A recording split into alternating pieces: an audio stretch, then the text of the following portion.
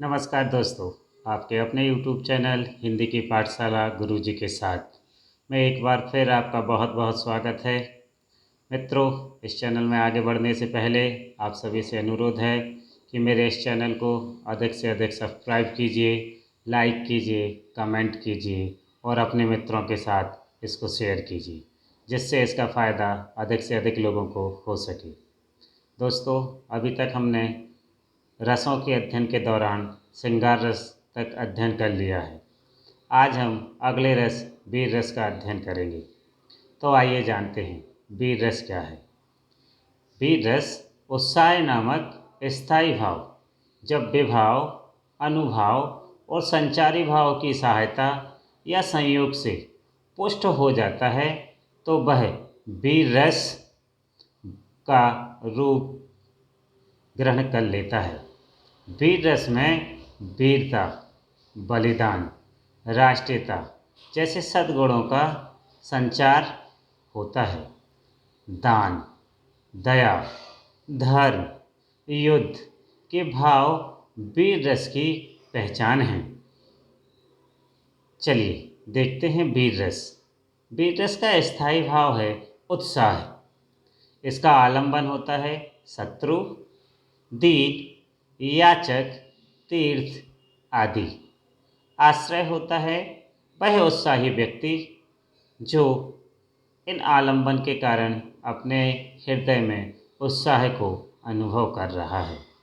उद्दीपन, सेना, युद्ध का कोलाहल, शत्रु का पराक्रम और रणबाद। जी हाँ दोस्तों, उद्दीपन, जब हम अपने सम्मुख सेना को पाते हैं, युद्ध का कोलाहल सुनते हैं, शत्रु के पराक्रम को सुनते हैं या रण में बजने वाले वाद्य यंत्रों की ध्वनि सुनाई देती है, तो सुनने वाले के हृदय में वीर रस जागृत हो जाता है। अनुभाव, गर्वपूर्ण वचन, भुजा का फड़कना, आक्रमण, उत्साह से भरे वचन या कथन। संचारी भाव, हर्ष, गर्व, रोमांच, आवेग आदि। अब हो सकता है आलंबन में दीन, याचक या तीर्थ शब्द देखकर आपके मन में प्रश्न उठ रहे हो कि ये कैसे वीर रस के भाव हो सकते हैं। तो आप परेशान ना हों, मैं इस शंका का भी समाधान कर देता हूँ। हमारे समाज में 4 प्रकार के लोगों को वीर की उपाधि दी गई है या इन्हें वीर माना गया है। पहला, योद्धा को। दूसरा, दान करने वाले को। तीसरा, दया करने वालों को। चौथा, धर्म करने वालों को। जी हाँ दोस्तों, ये चारों के चारों समाज में वीर की उपाधि प्राप्त किए हुए हैं। योद्धा को युद्धवीर कहा जाता है, तो दान करने वाले को समाज में दानवीर की उपाधि दी गई है। वहीं दूसरों के प्रति दया भाव रखने वाले को दयावीर और धर्म का काम करने वाले को धर्मवीर कहा गया है। लेकिन दोस्तों, इन 4 वीरों में से युद्धवीर ही वीर रस का मुख्य स्रोत माना गया है। चलिए हम कुछ उदाहरण के माध्यम से वीर रस को समझने का प्रयास करते हैं। पहला उदाहरण, हे सारथे, हैं द्रोण क्या, देवेंद भी आकर अड़े। है खेल क्षत्रिय बालकों का, बिहु भेदन कर लड़े। मैं सत्य कहता हूँ सके, सुकुमार मत जानो मुझे। यमराज से भी युद्ध को, प्रस्तुत सदा मानो मुझे। दोस्तों, ये पंक्ति मैथिली शरण गुप्त द्वारा लिखी गई है। ये उस समय की बात है या उस घटना को लेकर पंक्ति लिखी गई हैं जिसमें महाभारत के युद्ध के दौरान द्रोण ने चक्रव्यूह की रचना कर दी है। चक्रव्यूह को भेदने वाला कोई नहीं है। तब युधिष्ठिर अर्जुन के पुत्र अभिमन्यु से कहते हैं कि पुत्र, तुम ही चक्रव्यूह तोड़ो। अभी अभिमन्यु बालक है।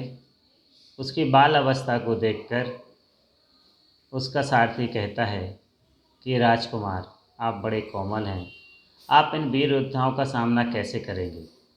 तब अभिमन्यु कहता है कि हे सारथी, आचार्य द्रोण क्या, स्वयं देवेंद्र यानी इंद्र भी आकर यदि खड़े हो जाते हैं तब भी कहते हैं ये व्यू भेदन करना तो क्षत्रिय बालकों का खेल है और मैं इस व्यू भेदन को कर कर भी लड़ूंगा।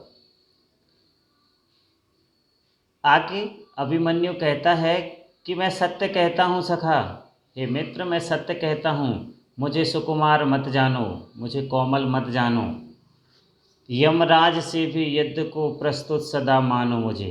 कहते हैं क्या द्रोण, यदि साक्षात यमराज भी मेरे सामने आ जाएंगे तो मैं भी उनके साथ युद्ध करने को तैयार हूँ। दोस्तों, इन पंक्ति को पढ़ने के बाद आपके अंदर उत्साह उत्पन्न होगा, आपकी बाजुएं फड़कने लगेंगी, आपकी मुट्ठियाँ बंद हो जाएंगी। ये ही वीर रस के भाव हैं। अगला उदाहरण देखते हैं। महाराणा प्रताप युद्ध कर रहे हैं मुगल सेना से, तब उनका भाला उनसे क्या कहता है। तन कर भाला यूं बोल उठा, राणा मुझको विश्राम न दे, मुझको बैरी से हृदय क्षोभ, तू तनिक मुझे आराम न दे। राणा का भाला कहता है कि हे राणा, मुझे बिल्कुल भी विश्राम मत दो, मुझे रुकने ना दो, मेरे हृदय में शत्रुओं के प्रति क्रोध है, तुम मुझे जरा भी आराम ना दो। ये दोनों के दोनों उदाहरण वीर रस के हैं। इन दोनों उदाहरणों को पढ़ने के बाद आपके हृदय में स्थायी भाव, उत्साह का जागरण होगा और आप ऐसी घटनाओं को सुनकर या देखकर स्वयं को उत्साहित महसूस करेंगे। दोस्तों, आपसे फिर अनुरोध है, मेरे इस चैनल से जुड़े रहिए, अधिक से अधिक सब्सक्राइब कीजिए, अपने दोस्तों के साथ शेयर कीजिए और हिंदी का ज्ञान प्राप्त करते रहिए। रसों को और अधिक जानने के लिए मेरे इस चैनल को अधिक से अधिक लाइक और शेयर करते रहिए। धन्यवाद।